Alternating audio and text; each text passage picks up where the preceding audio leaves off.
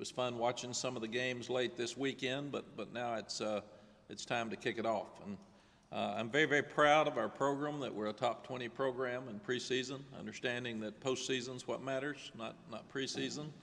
But at least people think we have a chance to be good.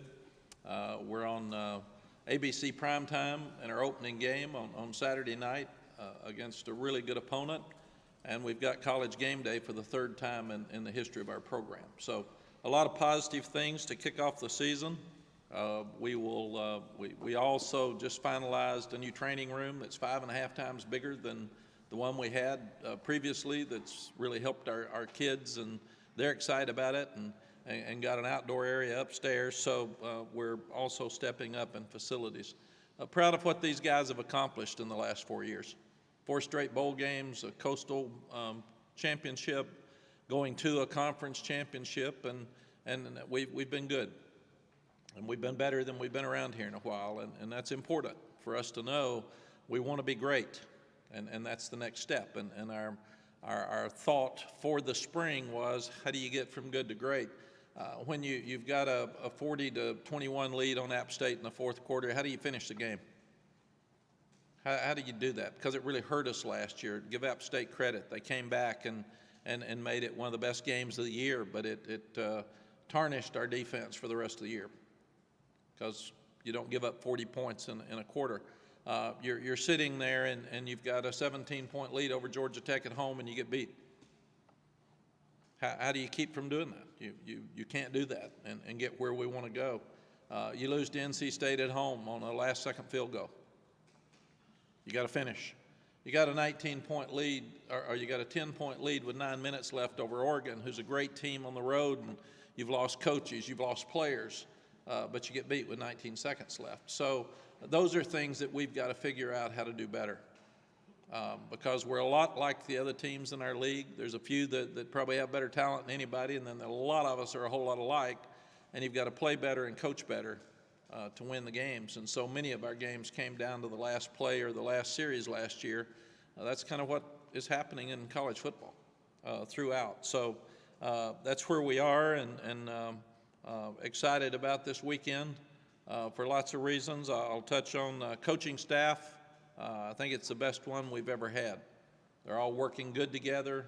Now what they've got to do, they're very knowledgeable. They got to take that knowledge to the field on Saturday night and make sure that we're doing what's best for our players. But I feel like we've improved in lots of areas, and a lot of that credit is to an older team, and more of that credit too is to the coaches that are all working together and trying to make sure that we keep a similar passing game and do better in the running game. We've got to stop the run and cover the deep balls better. In preseason practice, people want to know how your team looks. You can't tell, because when one part of it looks good, the other one looks bad. So if we have a scrimmage where we ran the ball well, I'm mad at our defense. If we came out and didn't run the ball well, I'm mad at the offense for not running the ball well. So it's head coach has trouble being happy in preseason when you leave the field. And all of that's happened. There have been days where the defense dominated, and there's been days where we ran for 124 yards. So all of those things are things that we will know more about on Saturday. Guys who are going to have more playing time than in the past, and I'll, if you've got any of these you want to ask about individually, I will touch them, but Bo Atkinson and Jacoby Cowan are doing really well at the power end. So both of them should play Saturday night. I'm proud of them. Amari Campbell's done really, really well as a freshman linebacker, and he was here this spring, but he will play on Saturday night. DJ Jones, one of the most unselfish moves I've ever seen at a time where we talk about transfer portal. Here's a young guy comes in and says, "Coach, I want to play, so if I can play more at safety than running back, I want to move." And I said, "Well, do you want to transfer?" And he said, "No, I'll be on special teams. I want to do whatever I can do to help this team win." So he'll get to play Saturday night. Tayon Holloway's done a really good job at corner. He's a young guy that came in with 2 shoulder operations and didn't play last year. He's got length, he can run, he's a really good cover guy, he's got good skills, so we're excited about watching him. 4 quick transfers, and I may forget somebody. If I do, you can bring it back up. But Amari Gaynor is doing a good job at the outside linebacker position. He played inside linebacker at Florida State. He's come in here and changed positions because he thought it was best for him as a graduate to help him with his future with the NFL. So he will be playing along with Kamen Rucker at the jack outside linebacker position. Elijah Huzzy, he's intercepted 3 or 4 balls this preseason, which we haven't been able to do lately. He had 12 last year, I think, at East Tennessee State, and was an All-American. But he's got really, really good ball skills, and I like his game. So he's going to be fun to watch Saturday night. Derek Allen's done a really good job for us. He's improved in his tackling, and he'll be a lot on special teams, but he'll play some at safety. And Stick Lane, the young guy that played so well against us last year at Georgia State and forced 2 fumbles, will also be playing on Saturday night. Offensively, Diego Pounds has improved a lot. He and Travion Green. Travion's he's fighting a couple of injuries, but he will be back and ready for the game. It's gotten him behind a little bit, but Diego will play, and he'll rotate some with Will Barnes and Spencer Rollin. And really excited that Spencer Rollin has been nominated for the Campbell Award as the smartest player in college football. I think he had a 3.8 something grade point average at Harvard, and is a guy that should get top consideration at that point.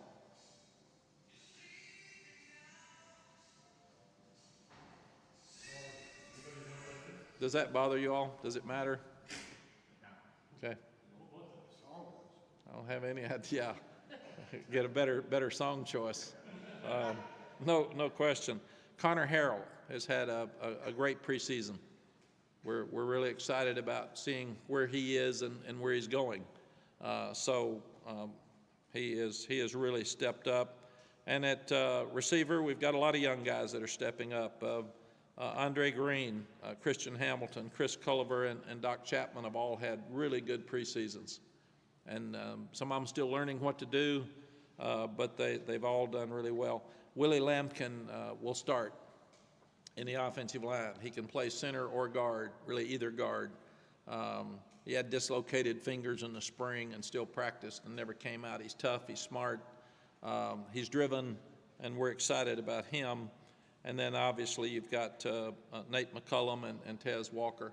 We still haven't heard anything from the NCAA on Tez. We're hoping to hear something at least in the process and the timetable today.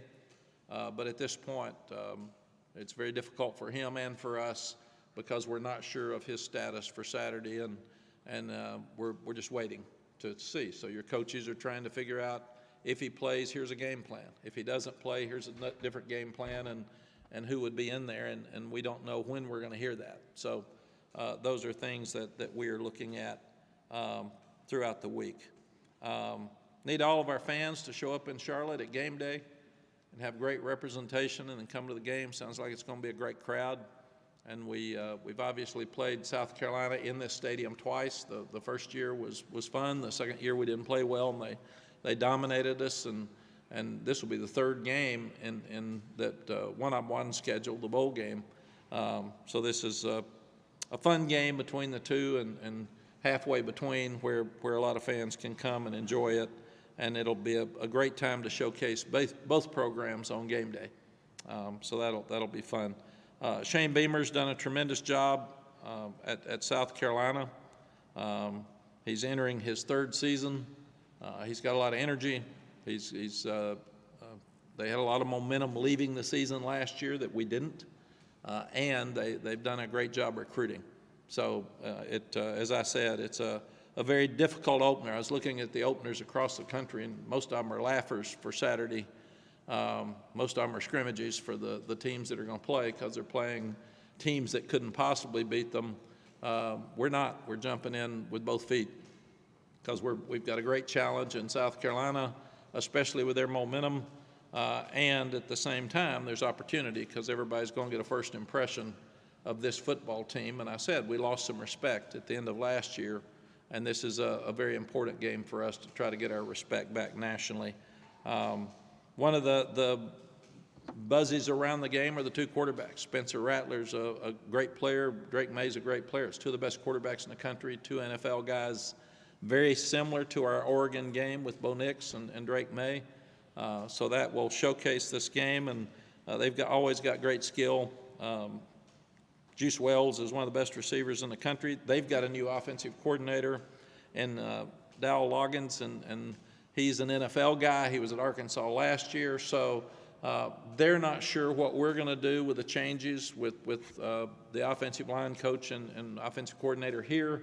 We're not sure what they're going to do. So the first quarter is going to be some feeling out with both defensive staffs of trying to figure out what the offensive staffs will do.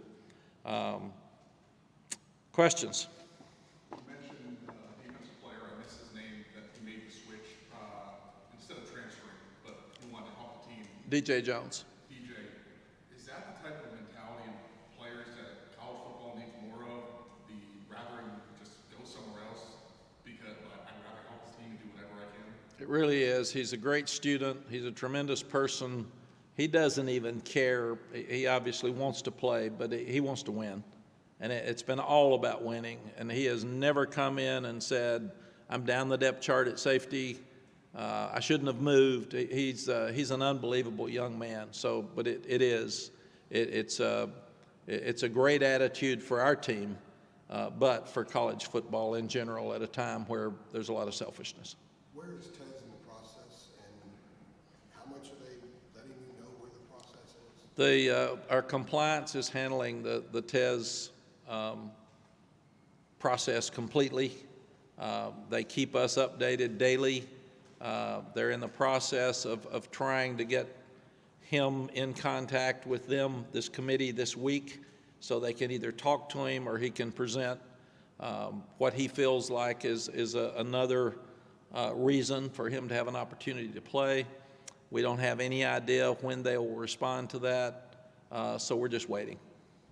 Mack, I remember you talked about this a little before the bowl game a couple years ago, but Shane is someone you basically watched grow up because of your relationship with his dad. It's probably kind of weird to be coaching against him now, right? It is. I watched Shane as a young guy and loved Frank and Cheryl Beamer, and it was funny on your picture rolls last night. It popped up that Frank and I's picture in the Hall of Fame together, and I thought maybe somebody's taunting me a little bit to throw it out there in front of me. I couldn't figure that out.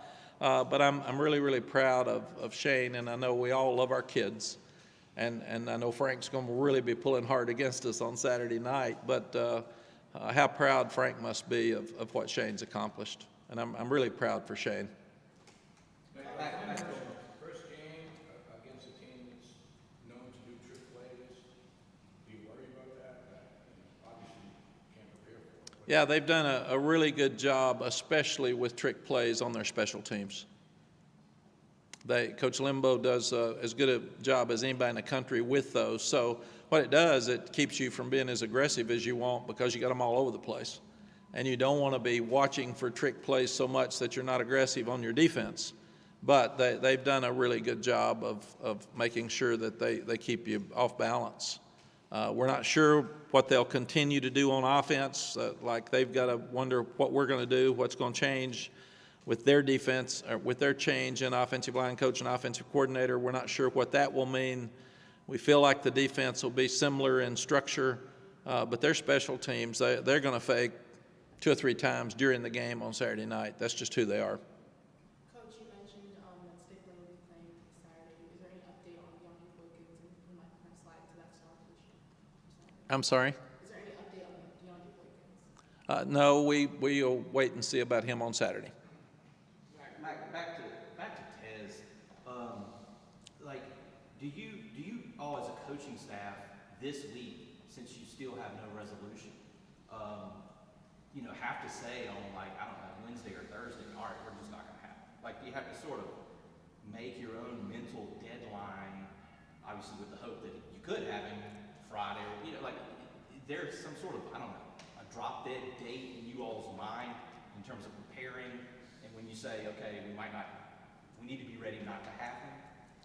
Yeah, Adam, it's a good question, and this is something that we're dealing with we haven't dealt with before. So Tez was really down after practice yesterday. and he didn't practice with as much confidence as he has been because he's not sure if he's going to play. And Lonnie Galloway and I met with him after practice and said, look, man, you got to prepare to play, because if they tell you Saturday at 3:30 you're going to play, Right.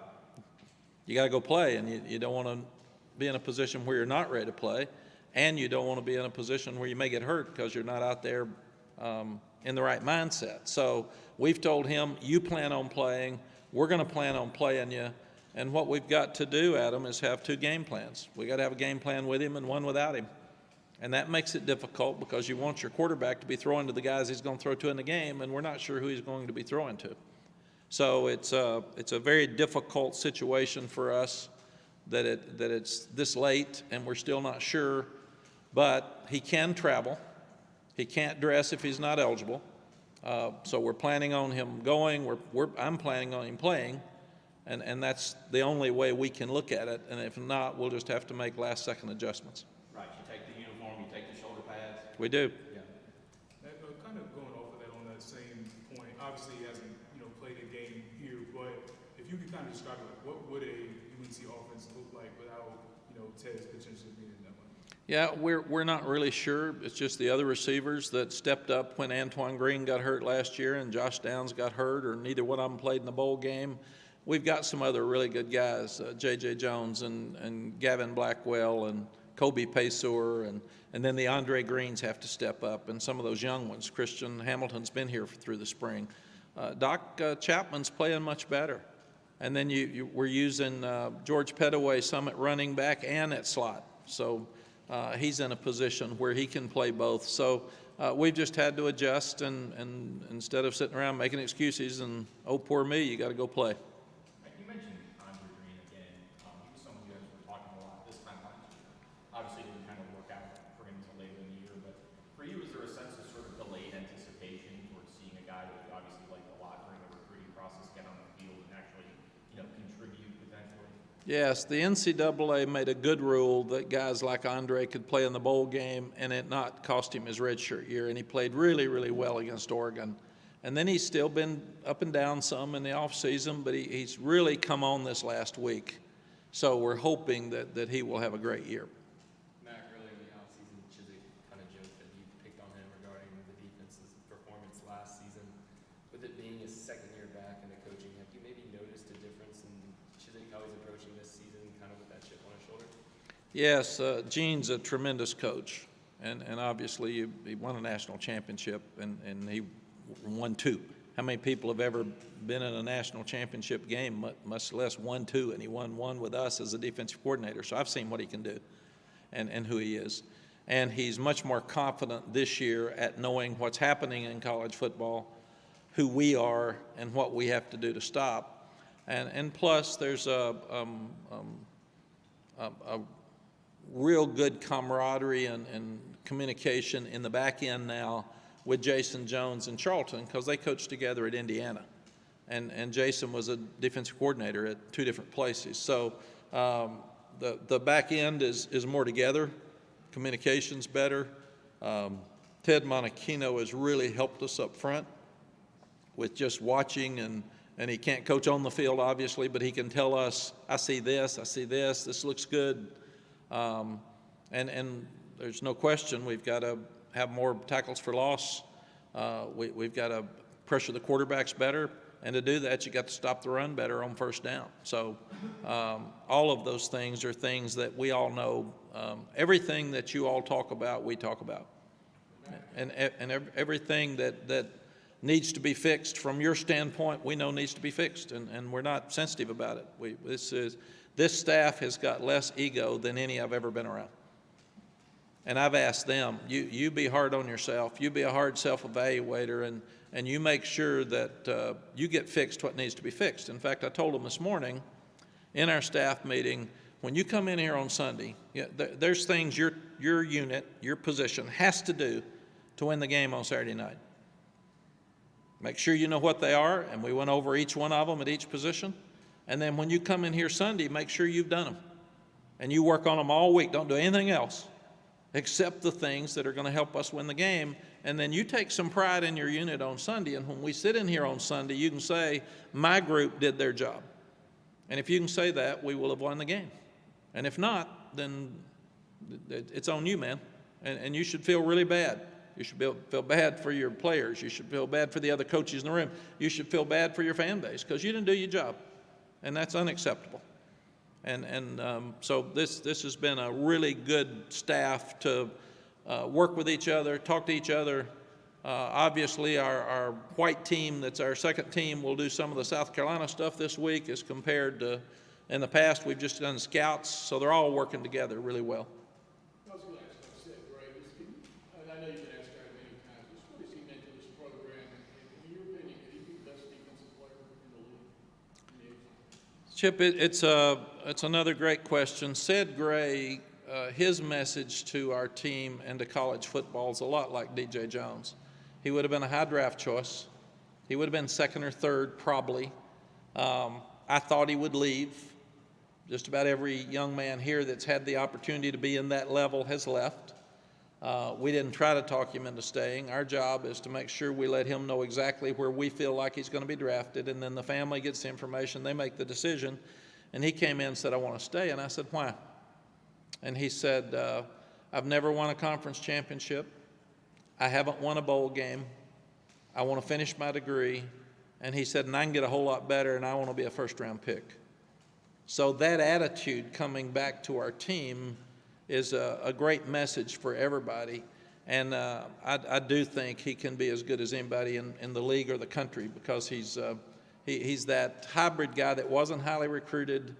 He was a safety slot receiver, kind of a tight endish guy at 210 pounds, 203 pounds, and now he's 233 pounds and leading tackler in the country. So he's one that gives us chance to be really good. He and Kamen Rucker right now are playing really, really at a high level for our defense. You mentioned Bo Atkinson and Jacob Callaway, and are you pretty comfortable with where you are up front across the board defensively? Can you go too deep everywhere, maybe even a little bit more than that? Yeah, we are.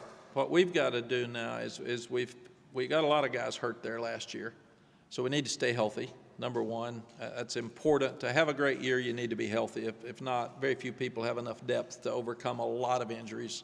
And the year we won the national championship, I think we had one guy miss one game. So that's important. But secondly, we've got to do what those guys do best. Kevin Hester is very different than Tamari Fox. So we've got to do a better job of giving each one of them an equal opportunity to play their best by playing to their skill set. And that's one thing we're doing a much better job of right now, and keeping fresh guys in there. You get guys as big as Miles Murphy and Kevin Hester, they're going to get tired. And you can't leave them out there. You got to get them off. Get them off the field, and we've told the kids, if you can't be 100% every play that you're out there, get off. We got somebody else, and we can do that. And all of those things should help us some on defense. That's an older group now than it has been, and with the rule change about the clock not stopping after first downs, I guess having an older group is a little bit better for you in that situation because some of these guys got to push themselves a few extra snaps before maybe there's an opportunity to sub out. Yes, I don't like the rule with running the clock after first downs till the last 2 minutes of the game and the half. I think it takes away snaps for the fans. We've got 120 players, and we're sitting here trying to get more kids in games, and we're taking away, they're saying 9 to 12 snaps in the game. Watching this weekend, too, and I remember, and I'm not exactly sure the circumstances, but in 2006, they had a similar rule. And we were playing Ohio State, and they had a lead, and they had the ball with 8 minutes left, and they ran out the clock. So it's much easier now for the team with a lead that can run the ball to kill the clock, and we'll see fewer comebacks. And we'll just see more teams that the game's over with 8 minutes left than before, and I don't like any of the above. I just don't think any of it's best for college football or the kids. Does it get the game over faster? Yeah. Who cares? I mean, these kids are all wanting to play, and they work so hard, and now you got less time to get them in, and what comebacks are one of the great things we have in our sport, and we're going to see fewer now because of that rule. But yes, it's harder to substitute on defense than it is offense, and if on a hot day somebody's moving the ball with tempo, you've got guys that may be out there 12 plays. and you cannot substitute them if somebody's good at it. So they're going to go fast. And it'll be interesting to see how the officials handle the tempo without stopping the clock on first down. Are they going to go faster or not? So we're going to have to see all that on Saturday night.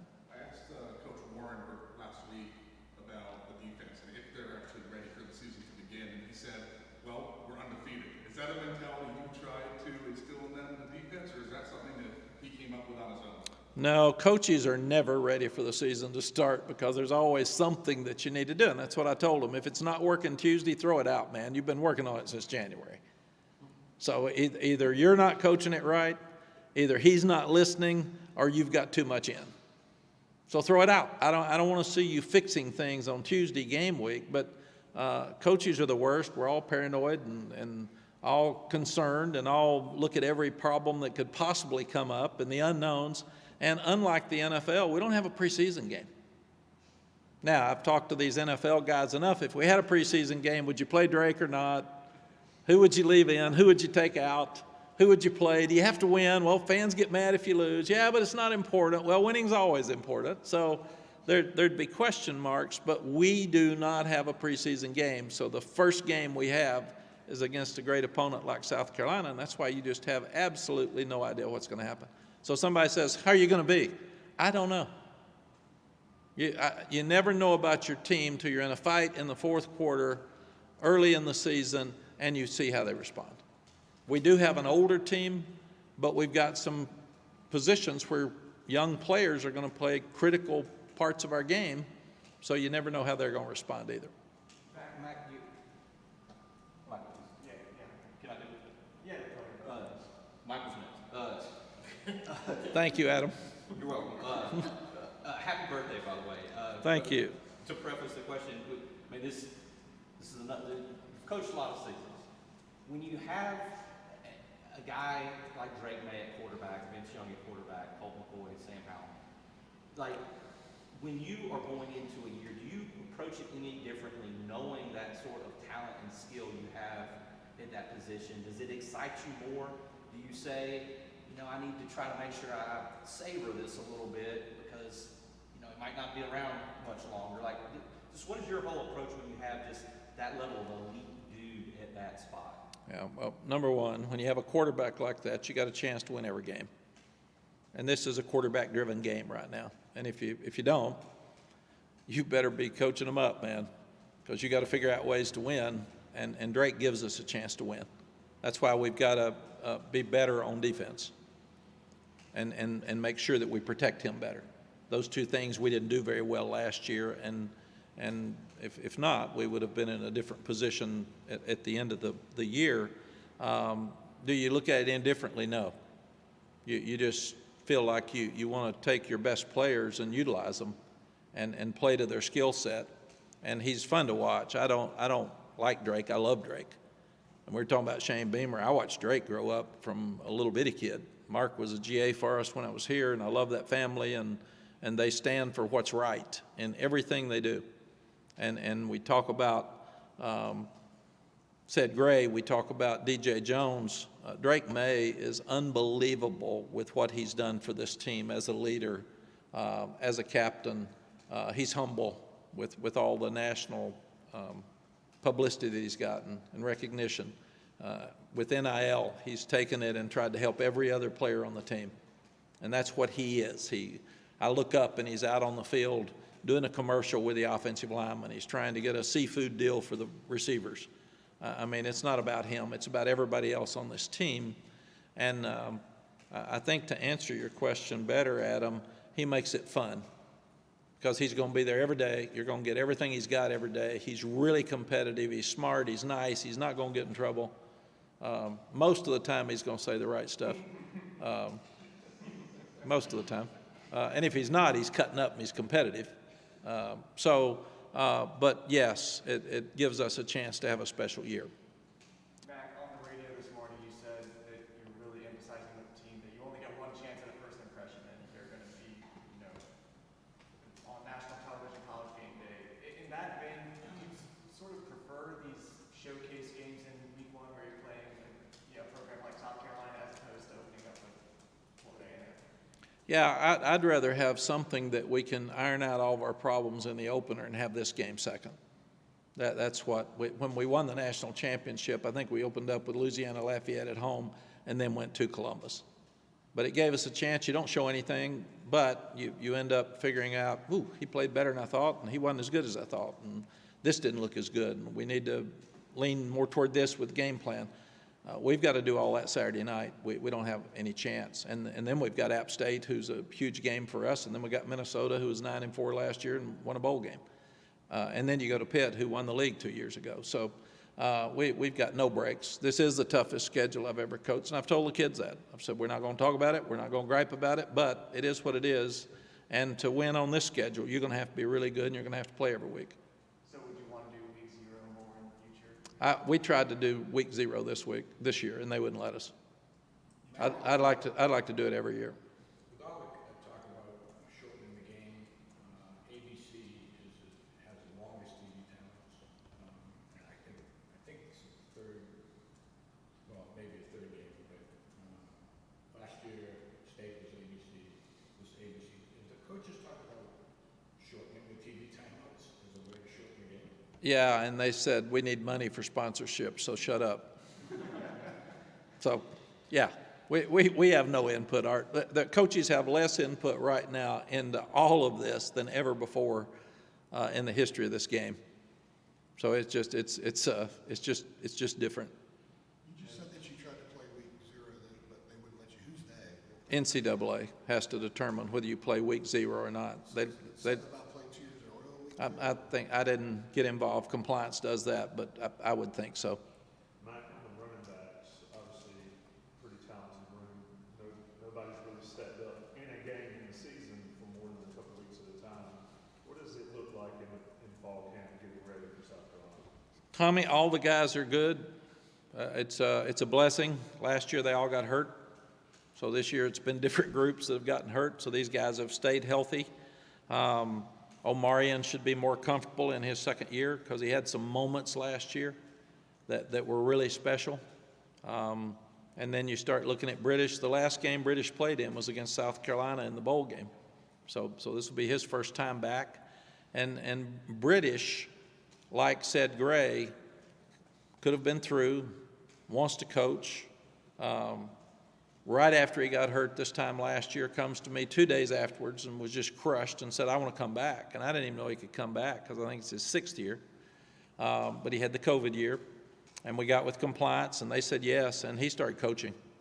And he was in every running back meeting, and he's just an unbelievable kid. So you can see why I like this team so much. There are the Ced Grays, the DJ Jones, the Drake Mays, and you start talking about British. Those are guys that make up this team. There's so many of them like that. It's probably the most unselfish team I've been around. They understand who we are and where we want to be. And they understand the progress. We've still got some guys that were on the team that won 2. And they understand the difference in where we are. And people talk about our bowl games. We've played good teams. I want to play good teams. That's the only way we get better. So, but British means so much to our team that it's just, it's fun to have him out there. You mentioned watching Drake May from being a little kid to now. Can you believe that at one point he was so little and now he's about to start a Heisman campaign? And I'm following up on that. What will be your first message to him as he enters the game on what will be a huge year for him? Yeah, the number one, I'm not surprised because look at that family. They are a pedigree of champions. And Mark was a great player. Amy was a great athlete. In fact, they say she's the best athlete in the group. And when she doesn't even play much golf, she takes a golf club and walks out there and she can beat them all. So, but it's just a fun family to watch, and their dynamics are fun. And I allowed the ACC network to do all access because I wanted people to see our players. I love our players. I love their personalities. I love that they never get to see football players without a helmet. So that was the reason we did this. I wanted them to know more about the person, and especially with NIL and graduates and getting internships. I want people to know these young people, and that helps us.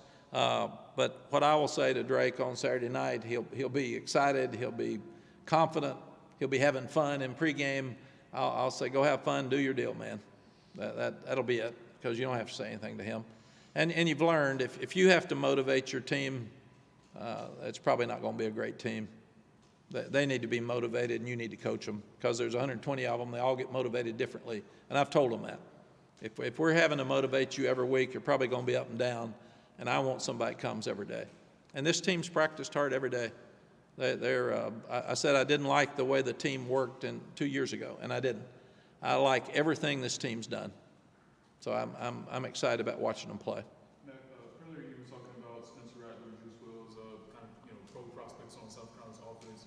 When you're looking at them in preparation for this game, what are some of the things they do well, and kind of what are some of those challenges they face? They've got skill. They've got some new offensive linemen, so it's really hard for us to tell who they are right now. And they've got a new offensive coordinator. So I think that so much of that will have to be our defensive staff adjusting to what they do. They opened up early with a new quarterback against us in the bowl game. He slung one deep, and they hit it for a touchdown. So they really got us on our heels, and we never came back from it. And like Art said, they'll pull tricks on you to get momentum going. So they're a really well-coached team. And then obviously Juice Wells wasn't on the team last time you all played them, but just kind of like looking at his tape, what are some of the things that you think that kind of stands out? He's one of the best receivers in the country, and he's got great catch radius, but he can fly. Mack, what you're talking about, the way you ended last season, and maybe what you said, losing some respect, maybe nationally. Is that a card you're trying to play, or a talking point you're trying to hit on, maybe motivationally for these guys, is to remember how we ended it, and let's change that going into this season? Yes, it's not a card I'm playing, it's facts. So we won 9 games and got less respect than a lot of people that won less than that because of the way we finished. And 2 of the games, the teams were better than we were, and we had chances to win and didn't. The other 2, we were probably a lot alike and didn't finish. So you got to win games in this business. That's just it's a bottom line business. If you don't win, you don't get credit, and you don't deserve credit. So that's just, it is what it is. I know you're advising the deal for South Carolina, but there's so much talk still about, and it's heating up again about agency expansion. Is it bigger, conference better, or do you like the way the conference is? Obviously, you're not going to keep voting. No. How do you feel about that? Chip, I don't know. It's really confusing. You've been around this a long time. I've been around a long time, and to see the changes that are happening across the board is really unbelievable. I still feel like in a couple of years there's probably going to be separation more, and there's going to be about 50 that play, and it's going to be more like the NFL, and I think that's probably where it's all heading. I don't know how it gets there, but money is the driving force, period. And when we talk about student-athlete welfare, they don't get a vote, and we need to think about them and taking care of them. And I know we say we're giving them more money with NFL and all that stuff. We are, but we still have to think about what's best for the player, the parent, and their travel. Are we going to start paying parents to travel if we're playing all over the country? And then thirdly, our fans. What's happening to the fans? If fans can't afford to go to games, are we taking opportunities away from them? So, and also, with NIL, we're asking fans to pay for these facilities. We're asking them to pay money for collectives. When does that stop? This isn't, what we're doing isn't sustainable. So there has to be some decisions made here, and I think pretty soon, about what's best in all cases for those groups I was talking about. If we lose our fans, we lose everything, because they're the ones that pay for it. If we aren't taking care of kids, we're not doing what we say we're doing, and I worry about both right now. Mack, you mentioned guys like British who were here for the bowl game against South Carolina a couple years ago. Are you planning to mention the bowl game at all this week as motivation, or is it just sort of a living in the present? They know. They were there. It was one of the worst games I've ever seen. So we coached poorly and played poorly.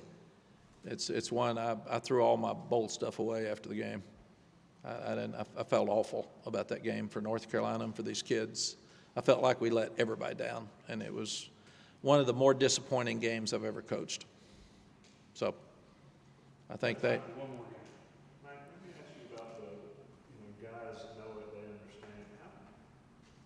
How much is it from the coaches to get players focused on what's important to be great versus how much is an individual player to get it? Like, don't lose to Georgia Tech in your head. Where's the line that you guys draw as far as the coaching staff versus where you expect that player to understand that without having to be told over? Yeah. Tommy, I think when you tell them don't lose to Georgia Tech when they're ahead, they say, well, yeah, we got it, Coach. You have to give them things that they can do better so you don't lose. And that game was between a rival game and a rival conference game. I got it. It had a chance to be a flat game for us. We're up 17-0, and we still have a 75-yard touchdown call back and drop a touchdown pass with a guy that never drops balls. So we had our chances there, but what do you do on a day-to-day basis to make sure that you're playing at 100% every Saturday? Do you have to get in bed faster? Is it what you're eating? Is it what you're drinking? Is it not studying enough video? Is it not understanding the concept of, if you're the safety, what the linebacker does? If it's not getting your feel because you're not 100% in practice, what are those individual things that go from being good to great? I think I mentioned it at an earlier press conference, but C.L. Shepard came in and said, we all say do the little things right, but they're so easy and so simple. A lot of the times we don't do the little things right. And he's so right. So we have made a huge emphasis on mental errors, missed assignments, penalties. And after every practice, we put up on the board how many we had and who they were. And we said, if you're going to have these, you're not going to play because they lose games. And if you go back and say, well, I didn't know what to do. Why didn't you know what to do? And these are things that should help us against Georgia Tech. Why don't you know what to do? We've been practicing since January. So I tell the coach, either you're not coaching him right, either he's not focused and paying attention, or you've got too much in. It's one of those three things, and you got to figure it out. And you need to figure it out now, because on Sunday, I don't want the same mistakes that I see on Tuesday. Because if you do, that's when you get beat. And Coach Bowden had one of the greatest quotes of all time: don't keep practicing something that's not right. And coaches do that. If you keep making the same mistakes, then you ought to be fired, because you fix them. Fix them. And it's our job not to do what we think we know. It's my offense. It's my defense. We need to do what is best for the skill set of our team. That's what coaching is. It's taking the ones you've got and teaching them to do things better than the other bunch. That's all it is. I think it was Coach Gaither at Florida A&M one time that said, why is Coach Bryant such a great coach? He can take his and beat mine, and he can take mine and beat his. That's coaching. Don't gripe about what you don't have. Don't gripe about what you have. Go do what they do best. And I've told our staff, if we play 100%, and we have coached them well, and we get beat because the other team's better than we are, I can handle that. I can't handle not being 100%. I can't handle guys not knowing what to do, and I can't handle mistakes. I can't handle that. That's our job. So be big guys and admit it. Don't be sensitive. It's facts. It's facts. And if you do your job, you win the game. And if they're better than you are, either don't schedule them or recruit better. I mean, this stuff's not complicated. I have said, football is very simple. People are complicated. And what we've got to do is put our guys in the best position to win, and that's our job. And if we don't do it and we get criticism, we should. I'm critical of us. I mean, that's who we are. So, and that's what I've said.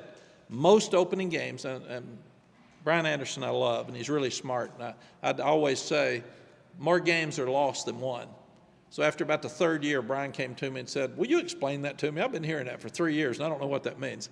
So most people will mess up more stuff Saturday night than we fix.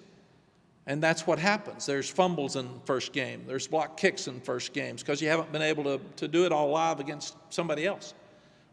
There's guys going the wrong place. There's guys that get nervous and miss a protection that hits a quarterback that gets a fumble. Most guys are carrying it sloppy because you haven't tackled as much as you're going to tackle Saturday night. So most opening games are like bowl games. They're lost more than they're won. So what you have to do is keep from losing the game before you go win it. Now, some fan that hates me anyway is going to say, he just said he's going to be conservative and try to keep from winning the game. That's not what I said. That's what you heard. But mistakes on Saturday night will probably be what we're talking about after the press conference, or after the game at the press conference. And instead of who played great, it'll be who missed too many tackles and who dropped a touchdown pass. And it's about what you didn't do more than what you do. Mack, are you still having fun? I am still having fun when we win. I don't like losing. I mean, that's it. But I do think, like I said, if we're doing our job, and our job means that we're taking care of these kids off the field, and I really worry about mental health right now, more than ever before for all of our children and grandchildren. And I talk to the kids every day. If I could save a kid's life because he didn't need to be playing football, I would quit my job to save his life, 100%. It wouldn't even be in question. So I've told our kids, your mental health is the most important thing you do. Then secondly, grow up. Learn how to be a guy that gets up every morning and you're accountable. And I left them with this yesterday. This team needs to be really tight on Saturday night, tight together, tight-knit, and great communicators, because it's going to get tough. And when the tough stuff comes in, you better hang in there tough together and fight through it. You better be confident, because if you go into a national TV game without confidence, it's going to show up fast. So you better be confident. And the third thing is you better be tough. You better be mentally tough, and you better be physically tough. If you're those three things, you have a chance to win every game. And if you're not, then it's not going to work for you, and we're going to be looking back. And I don't like regrets, and I don't like excuses. And if you don't give everything you've got Saturday night, you're going to regret it when you're 40. And everybody's going to be talking about it. I will be thinking about the Mayo Bowl when I'm 82, because I didn't do my job. And I hated that game. And I hate it to this day, and I'll hate it the rest of my life. The second one's excuses. Why make excuses? That excuses give you an opportunity to lose, and it's okay. And if I make excuses to the staff, then they're going to make them to the players, and it's okay to lose. And there's absolutely no reason to have excuses because they don't work. Sometimes you ask me a question about an injury, and I tell you that guy was hurt, and people think it's an excuse. No, it's a fact again. I like facts. But so get yourself ready to play, know what to do, hang in there tight through tough times on Saturday night, be very, very confident, and play tough, mentally and physically. And if you do all that, then you can walk out of there with your head up. And I want to walk out of every stadium after the game being proud. That's what I want. And I've told them all, you do all that, then find a way to win. And if you're doing those things, it's easy to find a way to win. If you're not ready, if you're not confident, you can't overcome some stuff and win. You'll give into it. You'll have bad body language. And I've said, don't let anybody ever see you sweat, and don't have bad body language. That's why when things are bad on the sideline, I'm being positive. Because they're all going to look at me to see if I think we've still got a chance to win. And if I'm doing this with my head down and shaking my head, they know it's over. So I've got to make sure our team knows that I feel like we still have a chance to win regardless of the circumstances. And that's important. Then I've got to do a better job after losses of learning from them and picking it up for the next week, because I don't do that very well. I think of all the things I do, that's the worst. I feel like that I've let everybody down when we lose. And I do that. I'm horrible at that. And I said I was going to do better when I came back, and I lied. So I'm not. I told the players yesterday, hope we don't lose any, but when we do, I'm going to do a better job of picking us up and getting ready for the next game instead of being so down about this one, because that doesn't do any good. And I say get your head back up and get back to work. I don't do it very well. So that's something I've got to do a better job of. All right. Okay? Thank you. Thanks, man. Have a great week. Good one to end on.